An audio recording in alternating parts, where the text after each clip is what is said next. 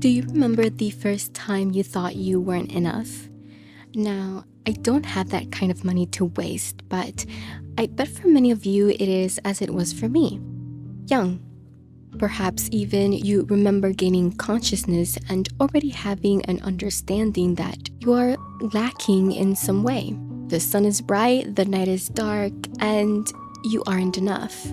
If you've seen my previous video about the perfectionist curse, I go in depth on what perfectionism is, how it affects us, and how to start to break the curse. However, we can't exactly pretend there is not an empty space left where perfectionism lives. Social researcher Brené Brown defines perfectionism as a self-destructive and addictive belief system. Dr. Charlie Harriot Maitland, clinical psychologist, said, quote, "Our brain is a survival machine. It is programmed not to optimize our happiness and well-being, but to keep us alive. It needs us to exist in a predictable world. It does not like surprises. It does not want us to be caught off guard." He continues to expand by stating, quote, "Our brain would rather we were the arbiter of our own downfall than risk being floored by something external. It would rather we were well rehearsed in receiving internally created hostility than risk being unprepared for it from others." And when it's not there, this thing that has become so all-encompassing becomes a void, naturally. It led me to consider if there is something to strive for that isn't just another way to self-sabotage. When I read the importance of promoting excellencism over perfectionism to foster original ideas, my first reaction was befuddlement. I thought, what's the difference? And I think it's important to do a little detour to understand why this was my first thought.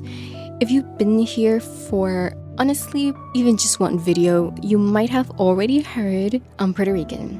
I was born and raised on the island. In my town, school is a little different than what many of you might know. For example, outside of Head Start, school was K through 9. It's one singular school, but we do have a graduation in 6th grade, which marks the separation between elementary and intermediate, and another in 9th.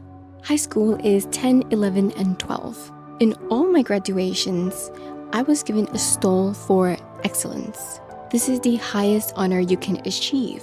It means you are a top student. I was even the valedictorian, but I have social anxiety and I noped right out of that one. So the speech responsibility was given to the salutatorian instead. All this to say though, to have the excellent stole, you have to have perfect scores. So the word excellence to me was just a synonym for perfection. But it isn't. The model of excellencism and perfectionism define excellencism as, quote, "to aim and strive toward high yet attainable standards in an effortful, engaged, and determined yet flexible manner." Perfectionism is essentially a parasite, a harsh critic whispering to be flawless, demanding perfection, while feeding on your fear of failure that overwhelms you to the point of procrastination and burnout. It tells you your self-worth is entirely dependent on these achievements, and those can only be celebrated if they're perfect. But not even then, because now you have to rush into the next thing and prove that you can be even more perfect. Excellencism, though, is more like a mentor. It's motivated by curiosity and mastery. It focuses on progress and growth. The inner voice is supportive, which leads you to keep momentum and resilience. It tells you to take informed risk and use those to learn and improve yourself. Each achievement is growth, and there's a celebration every time there's true effort given and something learned, even if you didn't end up achieving what you went in for. Excellencism is the mindset that allows you to strive for quality without being overwhelmed by fear or shame.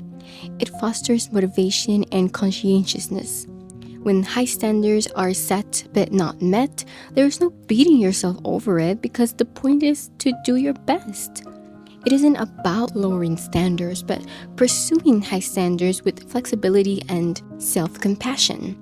In the basic psychological needs in excellencism and perfectionism, a dual perspective, excellencism was associated with need for achievement, affiliation, and power, while perfectionism showed frustration with all three needs. Meanwhile, excellencism also showed a positive link to satisfaction with the need for autonomy, relatedness, and competence. Perfectionism was linked with fear of failure and losing control instead. Excellencists tend to experience less psychological distress like depression, anxiety, and objections to life.